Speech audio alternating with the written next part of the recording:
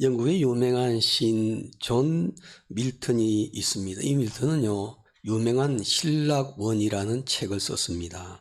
이 신락원은 성경 말씀을 바탕으로 하고 있죠. 성경 말씀을 바탕으로 기독교적인 이상주의와 청교도적인 세계관을 담고 있는 부류의 명작 가운데 하나입니다. 전체가 12권으로 구성이 되어 있습니다. 이 유명한 명작이 탄생하게 된 배경은 이렇습니다. 저자 존 밀턴이 어린 시절에 창세기 1장부터 3장까지를 읽고 마음에 큰 감동을 받게 됩니다. 그래서 이 말씀을 주제로 해가지고 멋진 소설을 한번 써봐야 되겠다, 그런 꿈을 꾸게 되었습니다. 그러나 그 꿈을 펼칠 만한 기회가 도무지 그의 인생에 찾아오지를 않았습니다. 급기야는 43살 때 그는 안타깝게도 시력을 잃어버리게 됩니다. 엎친 데 덮친 데 격으로 그는 아내와 아들도 세상을 떠나면서 인생의 가장 힘든 나날을 보내고 있었습니다. 게다가 그는 반대하는 세력에 의해서 정치적인 이유 때문에 감옥에 갇히게 되었습니다. 밀턴을 염려하는 많은 사람들이 있었습니다. 밀턴을 염려한 사람들이 그에게 편지를 썼습니다. 감옥에 있는 그에게 편지를 썼는데 그 밀턴이 그 편지를 받아보고 자기를 염려하고 있는 사람들에게 이렇게 편지를 보냅니다. 여러분, 제가 감옥에 있는 것을 오히려 기뻐해 주십시오. 감옥이야말로 주님과 함께 내 꿈을 이룰 수 있는 최선의 장소입니다. 밀턴은 감옥 속에서 어린 시절부터 꿈꾸고 있던 그 일, 성경 말씀을 주제로 글을 쓰기를 시작했죠. 결국 감옥에서 대작 신락원을 탄생시키게 됩니다. 부류의 명작 신락원은요, 인생의 모든 것을 잃고 감옥에서 주님과 함께 했던 사람을 통해 탄생한 책입니다. 신락원은 근대 인류 문화의 창가라고도 불리는 책입니다. 그 후 존 밀턴은요, 너무나 유명한 신락원이었기 때문에 그의 속편을 썼습니다. 속편은 복락원이라 이름을 붙여서 또한 작품을 남겼습니다. 앞이 보이지 않는 상황에서도 절대 굴하지 않고 모든 것을 다 이겨내었던 존 밀턴이 이런 유명한 말을 합니다. 정말 비참한 일은 앞을 보지 못하게 된 것이 아니라 앞을 보지 못한 환경을 이겨낼 수 없다고 주저앉는 것이 문제다 그랬습니다. 구약성경 요셉을 보십시오. 요셉도 애굽의 종으로 팔려갔을 때 많은 누명을 썼었죠. 그는 누명에 쓰고 감옥에 갇혔습니다. 이때도 항상 하나님이 자신과 함께 계심을 잊지를 않았습니다. 애굽의 종에 팔려가 보디발의 집에 있을 때도 하나님께서 나와 함께 하심을 잊지 않았습니다. 억울하게 감옥에 갇혔을 때도 하나님께서 나와 함께 하심을 잊지를 않았습니다. 그 때문에 자신을 종으로 팔았던 형들을 만났을 때 이런 유명한 고백을 했지 않습니까? 이곳에 있게 한 것은 형들이 아니라 하나님께서 하신 것입니다. 형들에게 억울한 일을 당해서 애굽에 팔려가서 너무나 많은 고통과 시련과 환난을 겪었는데 그 요셉이 형들에게 말하기를 형들이 나를 이곳에 보낸 것이 아니라 하나님께서 나를 보내신 것입니다. 그가 이렇게 고백할 수 있었던 것은요, 그 어려운 환경 가운데서도 하나님이 나와 함께 계심을 믿었기 때문입니다. 우리 인생은 어디 있느냐가 아니라 누구와 함께 있느냐가 중요합니다. 우리는 항상 어떤 환경 속에 있느냐, 내가 어디에 있느냐, 여기에 관심을 갖지만은 우리 인생은 그것이 아니라 누구와 함께 하느냐가 더 중요하다는 사실입니다. 우리 인생은 누구와 함께 하느냐가 대단히 중요합니다. 그것이 우리 인생의 성공과 실패를 좌우할 수도 있기 때문입니다. 누구와 함께 하느냐. 오늘 읽은 본문 말씀도 우리에게 그 중요성을 교훈하고 있습니다. 본문에는 예수님의 12 제자 중 한 사람인 토마가 등장을 하는데 그는 다른 제자들과 함께 겪었던 일을 본문에 기록이 되어 있습니다. 우리는 이 본문 말씀을 보면은요, 누구와 함께 하느냐가 매우 중요하다는 것을 알게 됩니다. 먼저 본문에 등장하는 도마는 처음에 예수님의 제자가 되었을 때 어떤 신앙을 가지고 있는 사람이었는지 한번 추적을 해 보십시다. 하루는 예수님께서 죽은 나사로를 살리시기 위해서 유대 지역으로 가자고 말씀을 하셨을 때 제자들이요 모두 나서가지고 말렸습니다. 그곳에 가시면 안 됩니다. 조금 전에도 유대인들이 예수님을 돌로 쳐 죽이려고 하는데 또 그 위험한 유대 지역을 왜 가시려고 합니까? 라고 말하면서 제자들이 예수님의 길을 가로막으면서 예수님을 가지 못하도록 말렸습니다. 그런데 예수님의 제자 중 유일하게 도마는요, 다른 제자들과 생각이 달랐죠. 다른 제자들은 예수님께서 유대 지역에 가시는 것을 막았지만은 도마는 그 반대였지 않습니까? 예수님과 함께 유대 지역으로 가자고 말합니다. 그뿐만이 아닙니다. 한 걸음 더 나아가서 적극적으로 나서서 다른 제자들에게 이렇게 말합니다. 우리도 주님과 함께 죽으러 가자. 다른 제자들 유대인들이 두려워서 가기를 꺼려했지만은 도마는 주님과 함께 가는 길이라면 죽어도 좋다는 것입니다. 그래서 주님과 함께 우리 죽으러 가자. 이렇게 도마가 얘기를 했던 적이 있지 않습니까?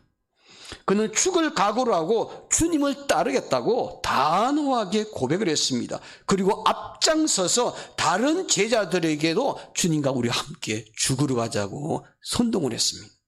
도마는 자기의 목숨을 내놓고 죽을 각오로 하고 주님을 따르는 신앙을 가졌던 제자였지 않습니까? 얼마나 화끈한 신앙입니까? 그는 주님을 위해서라면은요, 자기의 목숨까지 바칠 준비가 되어 있는 제자였습니다. 오늘날도 이런 헌신적인 신앙을 가지고 있는 사람이 있다면 주님께서 대단히 기뻐하실 것입니다. 주님을 위해서라면은 어떤 희생도 각오하겠다는 그런 믿음 가지고 주님을 위해서 헌신한 사람을 오늘 이 시대에도 주님은 찾고 계시는 줄로 믿습니다. 바로 저와 여러분들이 그런 믿음의 사람들이 꼭 되시기를 주의 이름으로 축원합니다. 또 도마는요, 어떤 신앙을 가졌느냐 하면은 성경에 보면 예수님께서 이제 세상을 떠나실 때가 되었다는 것을 말씀하시면서 제자들을 이렇게 위로하십니다. 너희는 마음에 근심하지 말라. 하나님을 믿으니 또 나를 믿어라. 내 아버지 집에는 거할 곳이 많도다. 내가 너희를 위해서 처소를 예배하러 가노니 가서 처소를 예배하면 다시 와서 너희를 내게로 영접해서 나 있는 곳에 너희도 함께 있으리라. 내가 가는 그 길을 너희가 알리라. 내가 가는 그 길을 너희가 알리라. 이렇게 주님께서 딱 말씀을 하셨어요. 그랬더니 제자들 사이에서는요, 침묵이 흘렀습니다. 왜 침묵이 흘렀냐면은 그 말씀의 뜻을 이해할 수가 없어가지고.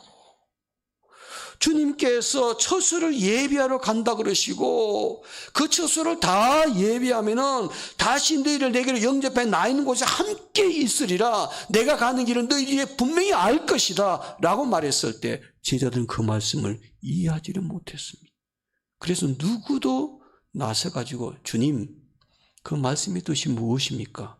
묻는 사람이 없었습니다. 예수님께서 분명히 말씀하셨기 때문에 그냥 제자들이 어떤 자들이 이런 사람이 있었을 겁니다. 몰라서 가만히 있는 사람도 있을 것이고, 그런데 나섰다가는 혹시 주님께서 너희가 알리라고 말씀하는데 내가 모르면 부끄러우니까 그냥 많은 체하며 침묵하고 있는 제자도 있었을 것입니다. 그런데 지금 제자들은요, 그런 상황이 있는데 한 사람이 나서서 적극적으로 주님께 질문을 합니다. 누구겠습니까? 당연히 도마입니다. 그래서 요한복음 14장 5절에 도마가 이렇게 말합니다. 도마가 이르되 주여 어디로 가시는지 우리가 알지 못하거나. 주님께서 너희가 알리라고 말씀하시는데 다른 자들은 그 말씀에 아무도 대답 못하고 있었는데 도마는 나서서 말하기를 어디로 가시는지 우리가 알지 못하거늘 어찌 그 길을 알겠사옵나이까. 도마는 솔직하게 주님께서 말씀하신데 그 가시는 길을 내가 알 수가 없습니다. 그 길을 알고 싶습니다. 도마가 이렇게 말합니다. 도마는 무슨 일이든지 가만히 있지 못하는 성격이었죠. 약방의 감추 같은 사람은 항상 어느 곳에 있든지 항상 앞장서서 먼저 나서서 가는 사람이었습니다. 그는 다른 사람들처럼 모르는 것을 그대로 넘어가거나 몰라도 아는 체 하며 그대로 있는 사람이 아니었습니다. 다른 제자들은 아무 말도 하지 않는데 도마가 나서서 주님께 질문하는 것을 볼 수 있지 않습니까? 주님 가시는 길을 우리가 어찌 알겠습니까? 그 길을 알기를 원합니다. 도마는 모르는 것을 그냥 넘어가는 성격이 아니었습니다. 예수님께 다시 물으서라도 모르는 것은 분명히 알기를 원했던 적극적인 사람이었습니다. 그는 다른 제자들보다도 예수님의 가르침을 깨닫기 위해서 무척이나 갈망하는 사람이었습니다. 진리에 대한 갈급한 마음을 가진 사람이었습니다. 예수님께서 가시는 하나님의 나라에 대해서 정말 알고 싶어서 견딜 수 없는 그런 사람이었습니다. 오늘 여러분들은 어떻습니까? 하나님 말씀에 대한 갈급한 마음이 있는지요? 하나님 말씀을 들었을 때 이해하지 못하는 것이 있었을 때 그 말씀의 의미를 깨달아 보려고 갈망하는 그런 마음을 가지고 있는지요? 성경을 읽어도 도무지 이해가 되지 않는데 그 성경 말씀을 정확히 알고 싶어서 성경 공부를 좀 더 열심히 해봐야겠다는 그런 적극적인 열망을 가지고 계시는지요? 본문에 등장하는 도마는 바로 그런 열정적인 신앙을 가진 사람이었어요. 예수님의 제자 도마의 신앙을 보면 주님을 위해서 죽을 각오가 되어 있는 사람, 주님의 가르침을 깨닫기 위해서 갈망하는 사람, 바로 그런 신앙을 가진 사람이었습니다. 그런데 오늘 본문에 보니까 도마의 이런 모습과 전혀 다른 모습을 볼 수가 있죠. 본문에 보니까 도마에 대해서 이렇게 말합니다. 믿음이 없는 도마의 모습. 믿음이 없는 사람으로 전락해버린 그 도마의 모습을 발견하게 됩니다. 오늘 본문 25절 말씀 우리 다 함께 읽겠습니다. 25절입니다. 다른 제자들이 그에게 이르되 우리가 주를 보았노라 하니 도마가 이르되 내가 그의 손에 못자국을 보며 내 손가락을 그 못자국에 넣으며 내 손을 그 옆구리에 넣어보지 않고는 믿지 아니하겠노라 하니라. 여러분, 다른 제자들이요 부활하신 예수님을 만났습니다. 직접 눈으로 보았습니다. 다른 제자들은 부활하신 예수님을 만났기 때문에 믿었습니다. 그런데 이 말을 들은 도마의 반응은 이것입니다. 나는 믿지 아니하겠노라. 나는 믿지 아니하겠노라. 믿어지지 않는다라고 말하고 있지 않습니다. 부활하신 예수님이 나는 믿어지지 않는다 이렇게 도마가 얘기하는 것이 아니죠. 우리 같으면 죽은 자가 다시 살아났다는 것을 우리 이성으로는 이해되지 않기 때문에 수동적인 자세로 내가 믿고 싶어도 믿어지지를 않는다라고 얘기를 해야 될 텐데 도마는 믿어지지 않는다고 말하고 있지 않고 나는 믿지 않겠다. 자기 스스로가 믿음을 부정하고 있죠. 믿어지지 않는다고 말하는 것이 아니라 내가 믿지 않겠다고 적극적으로 도마가 얘기를 합니다. 다시 말하면 도마는 능동적인 자세로 자기의 의지를 가지고 적극적인 표현으로 나는 믿지 않겠다고 선언을 해버렸습니다. 도마는 예수님의 부활이 믿어지지 않는 것이 아니라 자기 손으로 하기 전에는 믿지 않겠다고 말하는 믿음이 없는 자의 전형적인 사람의 모습이 되고 말았습니다. 과거의 도마의 신앙 정도라면요, 도마는 이런 사람이 되셔야만 합니다. 부활하신 주님을요, 직접 눈으로 보지 않고서도 믿을 수 있는 사람이 되어야만 합니다. 제자들은 부활하신 주님을 만났을 때, 부활하신 주님을 보았을 때 믿음을 가졌다면은, 도마 정도 되는 사람이라면요, 부활하신 주님을 보지 않아도, 부활하신 주님을 만나지 않았어도 그 부활하신 주님을 얘기를 듣고도 믿을 수 있는 믿음을 가진 사람이었습니다. 그런데 도마는 내가 눈으로 보는 것이 아니라 손으로 직접 만져보지 않고서는 믿지 않겠다고 선언합니다. 도마의 신앙을 보십시오. 어떤 신앙입니까? 신앙이 앞으로 가는 신앙이 아니라 뒷걸음질 치는 신앙입니다. 믿음이 더 성장하는 것이 아니라 과거에 가했던 자기의 신앙 다 까먹고 이제는 후퇴하는 신앙을 가졌습니다. 주님을 위해서 죽을 각오까지 했던 그 헌신적인 신앙, 주님의 가르침을 깨닫지 못하면 도무지 견디지 못했던 도마의 그 배움의 열정이 다 없어져 버리고 이제는 믿음이 없는, 믿음이 연약한 자리에까지 떨어져 버리는 도마의 신앙을 볼 수가 있지 않습니까? 우리는 코로나19 팬데믹 시대를 보내고 있습니다. 이 코로나 팬데믹 시대에 우리 국민들이 보면요, 경제적으로 양극화 현상이 아주 심각하게 드러나죠.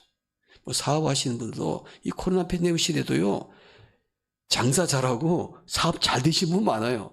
여러분 식당 가보십시오. 없는 집은 팔이 날리고요, 문 닫고 난립니다. 임대료도 못 냅니다. 그럼에도 불구하고 가보면 사람들이 바글바글 그냥 장사가 잘 된 사람도 많습니다.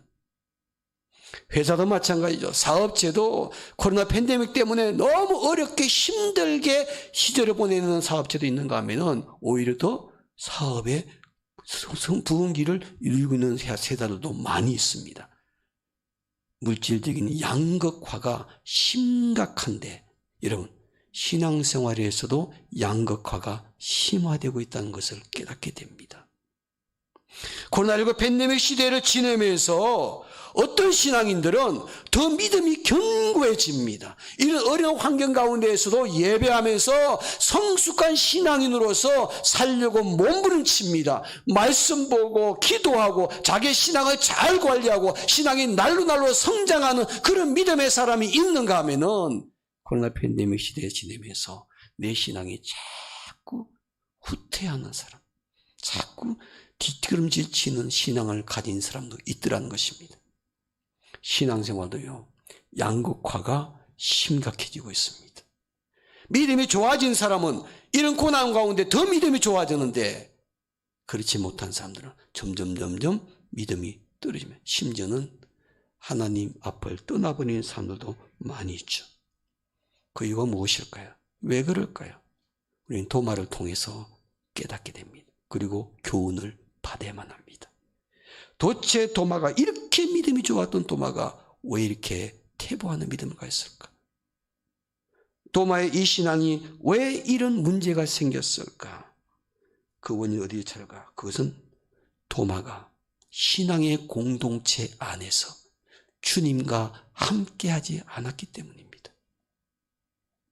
도마는 신앙의 공동체 안에서 찾아오신 주님과 함께하는 것을 경험했다면 그의 신앙이 이렇게 추락하지를 않았을 것입니다.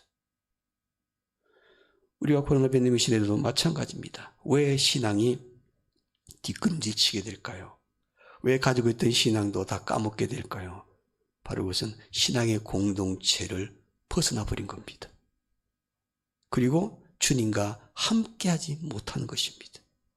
반대로 우리 코로나 팬데믹 시대에 더 믿음이 성숙하려면, 더 믿음이 성장하려면 어떻게 될 것인가?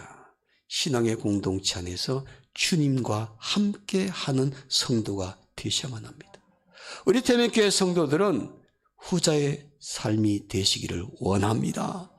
어떤 환경 상황 속에서도 교회라는 신앙의 공동체 안에 머물고 신앙의 공동체 안에서 예배를 통해서 기도를 통해서 말씀을 통해서 나와 함께 하시는 그 주님의 임재를 매 순간순간 경험하고 신앙이 더욱더 성장할 수 있는 우리 태면의 모든 성도들이 되기를 주님의 이름으로 축원합니다. 예수님께서 제자들에게 찾아오셨는데 다른 제자들은 전부 다 신앙의 공동체에서 함께 있었죠. 그래서 그 공동체에서 주님을 만나셨어요. 주님께서 부활하시고 난 다음에 세상 사람들에게 먼저 찾아가신 것이 아닙니다. 주님의 우선순위는 어디에 가셨습니까? 신앙의 공동체 안에 찾아가셨습니다. 믿음의 공동체에 찾아가셨습니다. 바로 그날이 어떤 날인가? 주일날이었죠. 주일날. 주님께서 주일날 제자들을 만나기 위해서 신앙의 공동체 안에 찾아가셨습니다. 그래서 제자들이 그 주님을 만나고 기쁨과 감격을 누리게 되었죠. 근데 안타깝게도 도마는 그 주일날 부활하신 주님을 만나지를 못했습니다. 신앙의 공동체 안에 없었습니다. 그리고 주님과 함께하지는 못했습니다. 그래서 도마는 부활하신 주님을 만나는 기쁨과 감격과 영광을 누리지를 못하는 사람이 되고 말았습니다. 그는 신앙의 공동체 안에 있지 않았고 주님과 함께 있지도 않았습니다. 부활하신 주님을 만나는 기쁨과 감격과 영광을 누리지 못하는 불행한 사람이 되고 말았습니다. 심지어는 그의 신앙은 퇴보하면서요, 이제는 신앙을 의심하는 자리에까지 떨어지고 말았죠. 부활하신 주님을 만나는 놀라운 신앙적 체험을 했던 다른 지자들의 간증을 아무리 들어도 믿어지지가 않았습니다. 다른 지자들은 모두 주님을 만나고 난 다음에 주님께서 부활하신 것 때문에 기뻐하고 즐거워하고 있는데 도마는 그 사람들과 다른 모습으로 서 있는 것을 볼 수 있지 않습니까? 사랑하는 성도 여러분, 신앙의 공동체 안에서 우리가 반드시 있어야 할 그 자리에 있지 않고 떠나 있을 때는요, 우리는 또다시 도마 같은 사람이 될 수가 있습니다. 교회라는 신앙 공동체 밖에서 겉돌게 될 때 우리의 신앙은요, 성장하지 않고 오히려 퇴보할 수밖에 없습니다. 교회라는 신앙 공동체로부터 떠나 있게 되면 마지막은 무엇일까? 불신앙의 자리에 떨어지는 것입니다. 그 신앙의 공동체에 임하시는 하나님의 그 놀라운 은혜를 체험할 수가 없습니다. 다른 사람들은 은혜 받았다고 감격하고 막 기뻐하고 있는데 그 공동체 밖에 있는 사람들은 마음이 냉랭합니다. 지금 여러분들은 어떤 신앙을 가지고 계신 분이신가요? 우리 코로나 팬데믹19 시대 모두가 함께 신앙의 공동체 안에서 주님과 함께 함으로 말미암아 신앙의 기쁨 꼭 누릴 수 있는 우리 태면의 성도들이 되시기를 주의 이름으로 축원합니다. 그런데 본문에 등장하는 도마는요, 계속해서 그런 자리에 머물지를 않았습니다. 그런 상태에서 세월을 허송하게 보내질 않았습니다. 그가 어떻게 변화되었는지 오늘 본문을 통해서 함께 배우게 됩니다. 본문 26절 말씀 마지막으로 함께 읽겠습니다. 26절 말씀 다 함께 읽겠습니다. 8해를 지나서 제자들이 다시 집안에 있을 때 도마도 함께 있고 문이 닫혔는데 예수께서 오사 가운데 서서 이르시되 너희에게 평강이 있을지어다 하시고 아멘. 이제는 도마가 함께 있고 그랬습니다. 어디에 함께 있는 것입니까? 신앙의 공동체 안에 함께 있게 됐습니다. 예수님께서 부활하신 후 제자들에게 처음 나타나셨을 때는 도마는 신앙의 공동체 안에 있질 않았습니다. 그리고 주님과 함께 하지를 못했습니다. 그러나 8일이 지나고 난 다음에 그 이유는 감격스럽게도 도마는 그 신앙의 공동체 안에 머물게 되었습니다. 그 신앙의 공동체 안에 머물게 될 때 부활하신 주님을 만나는 감격을 누릴 수가 있게 되었죠. 부활하신 주님을 분명히 볼 수가 있었습니다. 그리고 그는 위대한 신앙 고백을 합니다. 나의 주님이시오 나의 하나님이십니다. 나의 주님이시고 나의 하나님이십니다. 이 고백은 도마의 신앙이 완전하게 회복이 되었다는 것입니다. 침체기에 빠졌던 그 도마의 신앙이 다시 회복이 되었습니다. 이 신앙 고백은 성경에 기록된 여러 신앙 고백 가운데 가장 위대한 신앙 고백입니다. 하나님께서 가장 기뻐하시는 신앙 고백입니다. 나의 주님이시오 나의 하나님이십니다. 이 신앙 고백 하나가 도마의 모든 신앙이 다시 회복되었다는 것을 보여주고 있습니다. 그는 이런 신앙 고백은 그의 이런 신앙 고백이 이제 신앙이 완전하게 회복되었음을 보여주는 것이거든요. 부활을 믿지 않겠다고 말했던 그가 이제는 그 예수님을 나의 주님이십니다. 나의 하나님이십니다. 이렇게 고백하는 사람으로 바뀌게 되었습니다. 바로 8해 후에 그가 8일 동안 어떤 시간을 보냈을까? 저는 궁금해집니다. 천국에 가면 도마에게 묻고 싶습니다. 그 8일 동안을 어떻게 보내셨습니까? 그 8일이 참 중요하거든요. 왜냐하면 그 8일이요 도마의 인생을 결정할 수 있기 때문에 그 8일 동안 지내면서 도마가 완전히 주님과 멀어지는 삶을 살았다면 그는 이제는 다시 공동체에 들어오지를 못했을 것입니다. 그냥 그렇게 인생 살다가 그냥 죽었을 것입니다. 천국에는 갈 수 있었겠죠. 그러나 8해 동안 도마에게는 놀라운 변화가 일어나게 되었죠. 이래서는 안 되는구나. 내가 신앙을 다시 회복해야지. 자기 자신이 신앙의 공동체 밖에 있었을 때 주님을 만나지 못했던 그 안타까운 것을 교훈 삼았습니다. 그리고 이제는 신앙의 공동체 안에 머물게 됩니다. 신앙의 공동체 안에서 끝까지 머물게 됩니다. 그 위에 도마의 모든 삶을 사도행전에 보니까 제자들이 함께 모이는 신앙의 공동체 안에서 도마의 이름이 빠지지를 않습니다. 계속 도마의 이름이 그 신앙의 공동체 안에 함께 등장을 합니다. 도마가요, 한번 그 일을 경험하고 난 다음에 8해 동안 뼈저리게 철저하게 자기 자신을 늦췄습니다. 그리고 신앙의 공동체 안에 머물기를 시작했죠. 그랬더니 그 신앙의 공동체에서 주님을 만나는 기쁨과 감격을 누린 사람이 되었습니다. 사랑하는 성도, 코로나 팬데믹 19 시대에 우리가 어떻게 살아야 될 것인가? 우리 신앙의 사람들 가운데 이럴 수 있죠. 코로나를 탓하며 사는 사람이 있을 것입니다. 코로나 때문에 우리가 너무 힘들다고, 코로나 때문에 예배도 마음대로 드리지를 못한다고 계속해서 코로나만 탓하면은 언제 우리의 신앙이 회복이 되겠습니까? 이제는요, 코로나를 탓할 시간은 지났습니다. 그 코로나 속에서도 우리가 어떻게 신앙생활을 해야 될 것인가, 여기에 관심을 둬야 될 때입니다. 이제 정부에서도 위드 코로나와 함께 생활하는 것을 이제는 추진하고 있다지 않습니까? 우리 신앙도 어떻게 되었습니까? 위드 코로나. 코로나와 함께 신앙생활을 하는 겁니다. 그리고 우리 신앙이 퇴보하는 것이 아니라 더 성장하는 신앙이 되셔야만 합니다. 그리고 해서 우리의 신앙의 공동체에서 성도들과 함께 있는 것, 첫 번째입니다. 교회라는 신앙의 공동체에서 성도들과 함께 있는 것, 이것이 위드 코로나 시대에 우리가 해야 될 자세입니다. 그 다음에 두 번째는 그 공동체에서 주님과 함께 하며 사는 것입니다. 성도들과 함께하고 주님과 함께하는 사람, 바로 이런 사람이 이 코로나 시국을 잘 이겨낼 수 있는 줄로 믿습니다. 아프리카 선교사 그러면은 딱 떠오르는 사람이 리빙스턴이지 않습니까? 데이빗 리빙스턴, 너무나 유명한 사람이기 때문에 아프리카 선교 그러면은 데이빗 리빙스턴만 사람들이 생각을 하게 됩니다. 그런데 이 리빙스턴이요, 죽기 전에 자기의 후계자를 세웁니다. 자기의 후계자를 세우는데 누구를 세우냐면 댄 크로포드라는 사람을 후계자로 지명을 했습니다. 근데 우리는 리빙스턴은 알고 있는데 크로포드는 누군지 잘 모르는 사람들이 많습니다.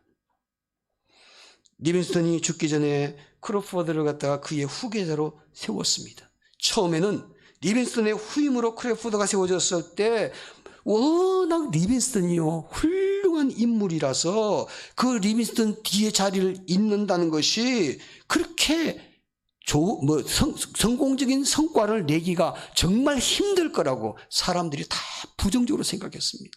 어떻게 리빙스턴을 따라갈 수가 있겠느냐, 그 일을 어떻게 맡아가지고 성과를 낼 수 있겠느냐, 사람들이 전부 다 부정적인 생각을 가졌습니다. 그렇게 예상을 했는데, 그러나 시간이 흐를수록 크로포드는요, 리빙스턴의 역할을 완벽하게 대체하면서 사역을 했습니다. 오히려 어떤 사람들에게는요, 이 크로포드가 리빙스턴보다도 더 뛰어난 사역을 했다라고 평가를 할 정도입니다. 크로포드가 이처럼 리빙스턴보다 훌륭한 사람이 아니었지만은, 유명한 사람이 아니었지만은 이렇게 훌륭히 사역을 잘 감당할 수 있었던 비결이 무엇일까? 사람들이 궁금하게 생각했습니다. 그의 사역 비결을 그가 죽고 난 다음에 평생 동안 그의 사역을 하면서 끼고 늘 소지하고 다녔던 낡은 성경책이 있었는데, 그 성경책 유품을 정리하다가 그 성경책 안에 표지에 이런 글이 적히는데 그 글을 늘 크로포드가 읽고 마음에 새기고 그러면서 사역을 했는데 리빙스턴 못지않은 훌륭한 사역을 하는 사람으로 남게 되었습니다. 그 낡은 성경책 표지 속에 이런 글이 적혀 있었답니다. 난 이 엄청난 사역을 감당할 수 없다. 파도는 거세고 높아서 넘어설 수 없다. 안개가 짙어 앞이 보이지 않으며 하늘의 빛도 나에게 닿지 않는다. 너무나 비극적이죠. 절망적인 환경이었습니다. 그러나 우리는 반드시 승리한다. 나는 앞이 보이지 않으며 하늘 빛도 나에게 닿지 않지만은 그럼에도 불구하고 나는 승리를 확신한다. 나는 약하지만은 주님이 함께 하신다면은 이 나약함과 약점을 나는 충분하게 극복할 수가 있다. 나의 부족함과 나의 나약함 때문에 나는 주님과 함께 할 수밖에 없다. 철저하게 주님과 함께함으로 말미암아 이 나약함과 약점을 극복해야겠다. 나는 매일 지치고 무너지지만은 하나님께서 나를 절대로 포기하지 않을 것이다. 그래서 주님과 나와 주님 함께하게 될 때 나는 이 모든 어려움을 이겨내고 반드시 승리하게 될 것이다. 크로포드의 비결은 그것입니다. 주님께서 함께 해주시는 것, 주님과 함께 사는 것, 주님과 함께 사역하는 것, 이것이 바로 그의 성공의 비결이었습니다. 나는 할 수 없지만은 주님은 하실 수가 있습니다. 나는 할 수가 없지만은 하나님은 하실 수가 있습니다. 코로나19 팬데믹 시대를 겪고 있는 우리가 어려운 환경을 잘 견뎌내고 세상을 이길 수 있는 방법은 오직 하나입니다. 믿음의 공동체 안에서 주님과 함께 하는 것입니다. 이번 한 주간 동안도 그런 신앙의 공동체에서 주님과 함께함으로 주님의 놀라운 역사 꼭 체험할 수 있는 여러분과 제가 되기를 주님의 이름으로 축원합니다. 기도하겠습니다.